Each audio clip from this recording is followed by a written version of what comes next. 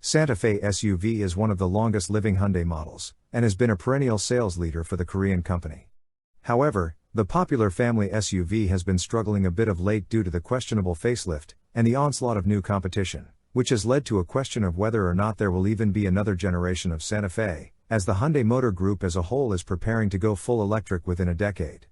However, just discovered is a brand new internal combustion engine SUV that's reported to be the next Santa Fe, which appears to be a breath of fresh air, and a departure from the usual electric varieties that are receiving all the spotlight recently. And our initial impression is that the next Santa Fe could be yet another game changer, from a prolific Korean automaker that seems like it can do no wrong these days. In this episode, we will find out how Hyundai will attempt to turn things around for its prized family SUV nameplate, and place it on the top of the sales chart once again.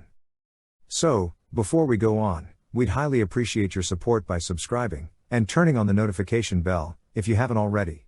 And please don't forget to like, comment, and vote on the question presented at the end of the video. Also, please support us on patreon.com/autovision if you enjoy our content.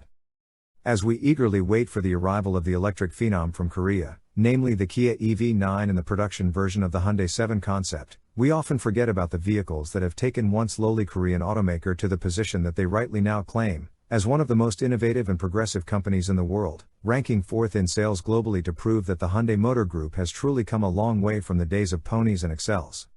And one of the vehicles that were responsible for changing the public conception of the company as a builder of cheap econobox with no desirable attributes was Hyundai Santa Fe. In its fourth iteration, the Korean brand's bread and butter product and the first SUV for the US market, also came a long way. Bigger, plushier, and more powerful than one could have ever imagined when compared to the earlier models, Santa Fe is now one of the best-selling family SUVs in the market, competing squarely with the likes of Honda Passport and Toyota 4Runner, selling over 1.7 million units in the process since its introduction in the US.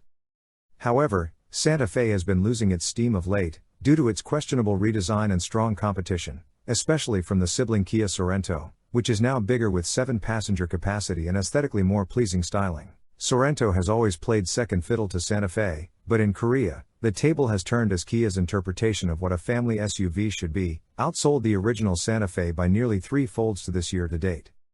For this reason, along with other poorly performing models such as the Sonata family sedan, Santa Fe has often been mentioned as a possible candidate to be axed after the current generation, especially with the advent of the electric car era with the impending arrival of an outstanding EV model such as the 7 concept that has garnered much praise from all over the globe.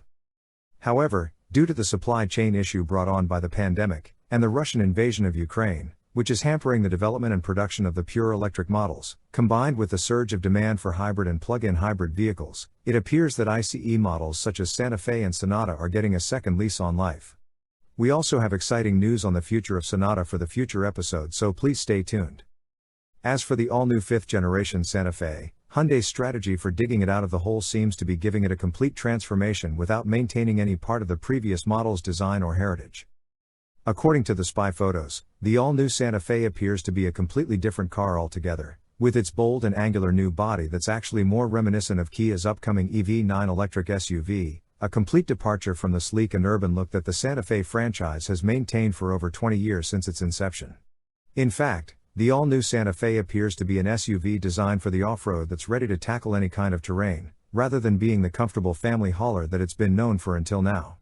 The rugged look is known to be inspired by Hyundai's first-ever SUV, known as Galloper in the domestic Korean market, which is essentially a Hyundai-built version of Mitsubishi Pajero or Montero as it was known in the US. Due to Galloper's legendary reputation as a tough body-on-frame off-roader, it was expected to be the next in line to be designated as the Hyundai Heritage model, to be reinterpreted as a modern vehicle, as was the case with Pony, the first-ever indigenous car of Korea, and Grandeur, the first-ever indigenous luxury car of Korea.